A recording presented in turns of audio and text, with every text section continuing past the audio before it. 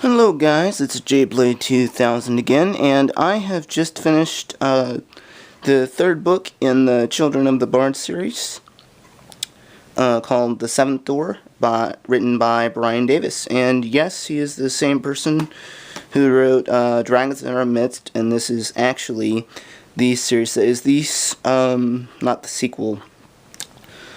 It is a sequel to Dragons in Our Midst, but it's after another 4 books called The Oracles of Fire. Sorry. So, the order goes: Dragons in Our Midst, Oracles of Fire, and Children of the Bard.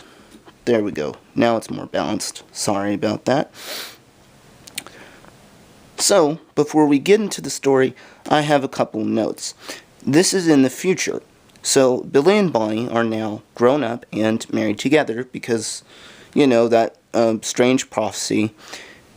Walter and Ashley are grown up and married. Saphira Adi got with Elam, and now they're both married.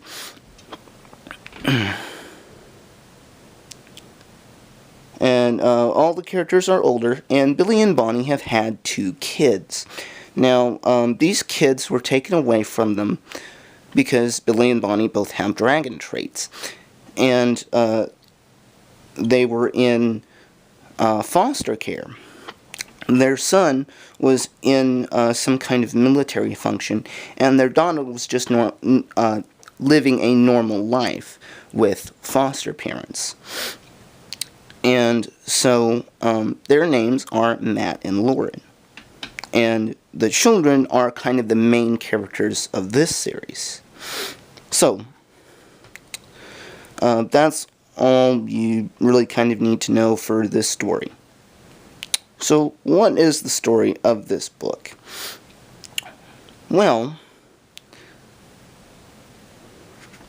Eremos, the dragonic manifestation of Satan, is trying to incur God's wrath upon the world, destroying it. Corruption has been sown everywhere, and Bonnie's song,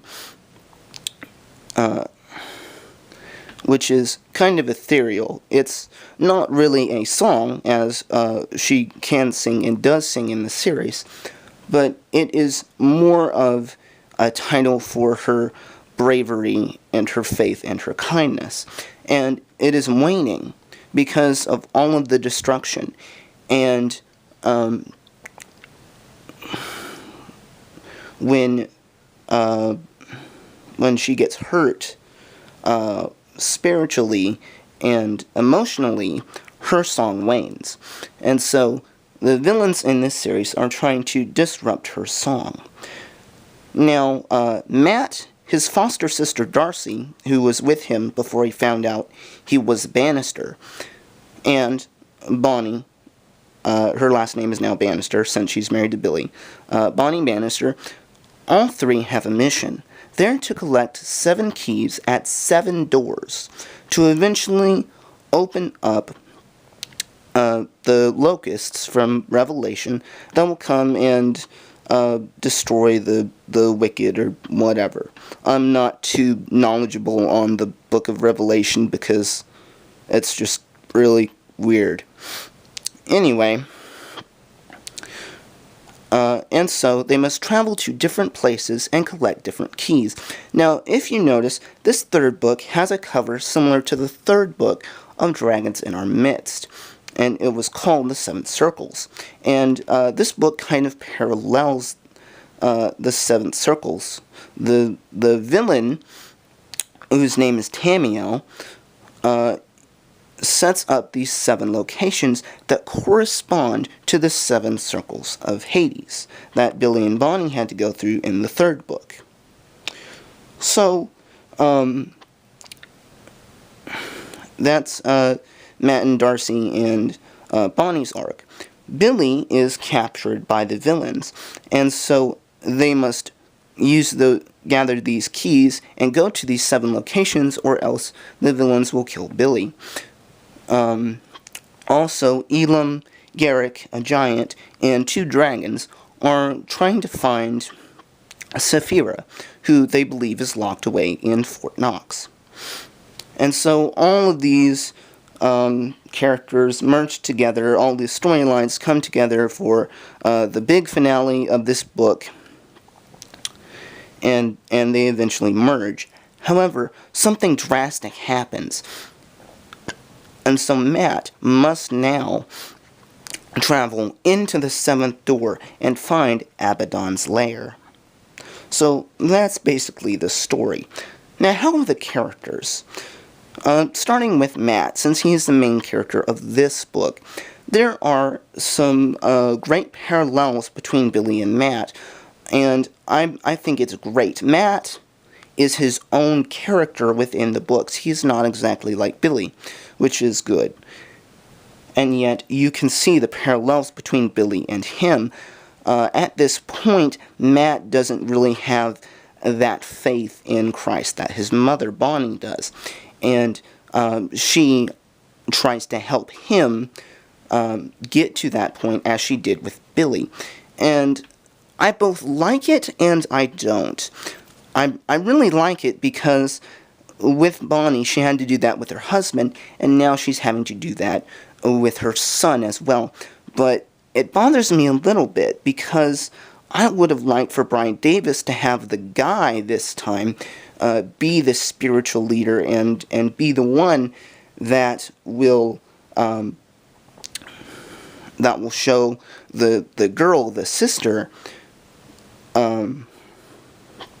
to Christ. But that didn't necessarily happen.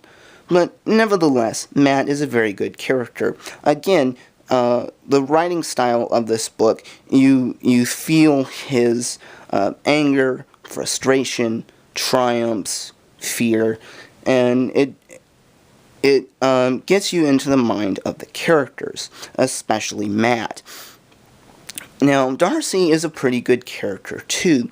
She wants redemption, as she always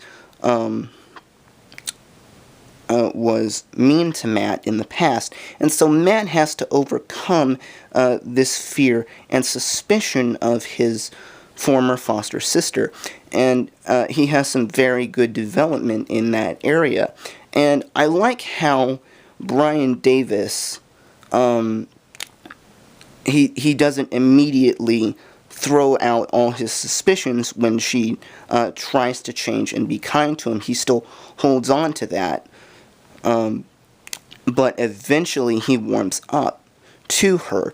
But it's not a gradually, oh, she did all these things for me, now I trust her. He actually has to fight his own demons to be able to trust her. And in the end, Darcy helps him complete his goal. Now, Billy and Bonnie are not necessarily main characters in this one. Bonnie is just kind of the same character as always. Faithful, all that kind of good stuff. Her character development mostly happened in the first few books, as did Billy's. And with Billy, we get to see all of his character development come to fruition. He is not the same person that we saw in the beginning.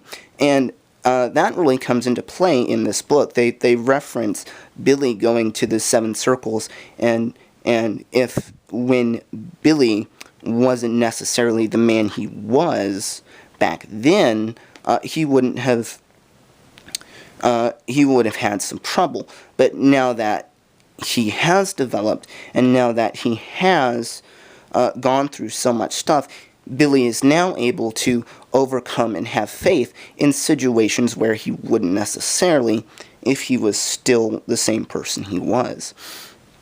So,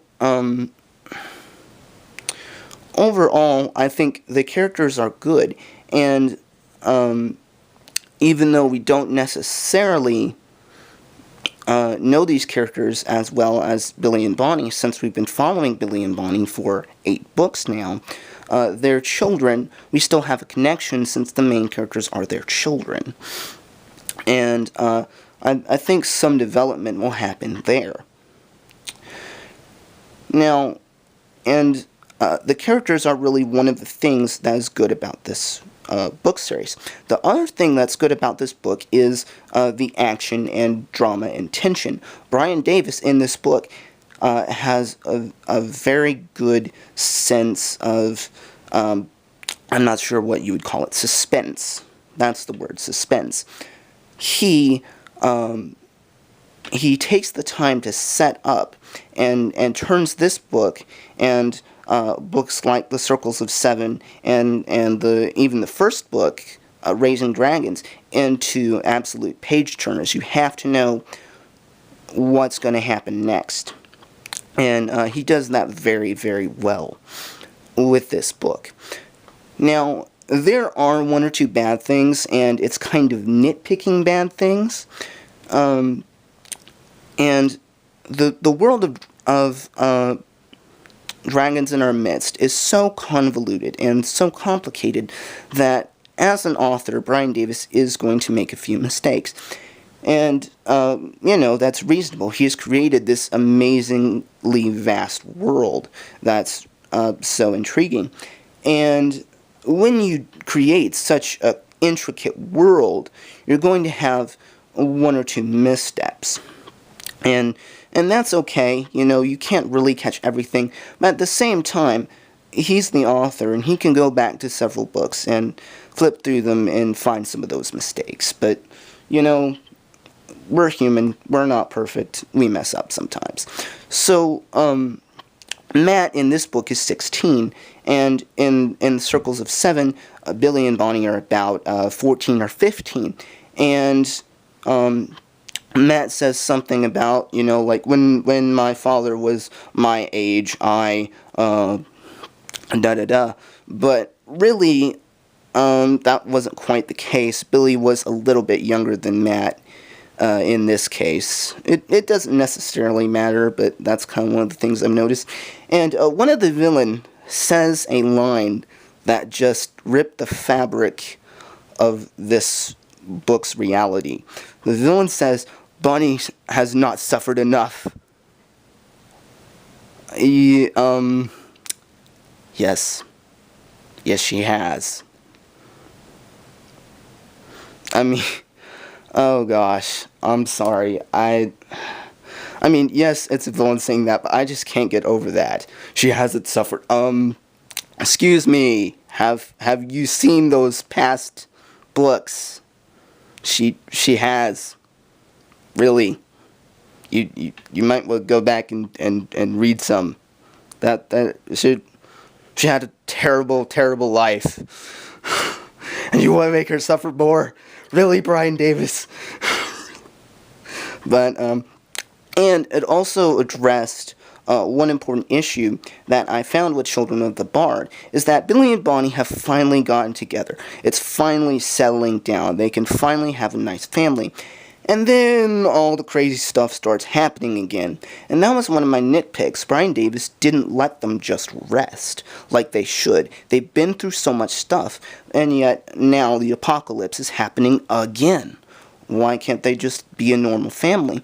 But in the Seventh Door, Brian Davis does make an effort to point out that Billy and Bonnie have been separated for 15 years and want to stop saving the world and just have a nice normal family.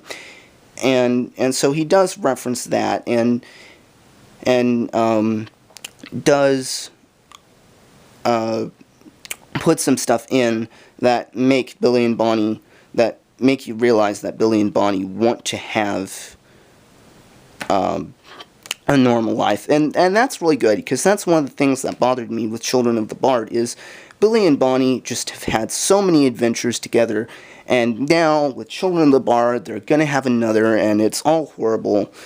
But really, they just deserve to have a nice, normal family after all this time.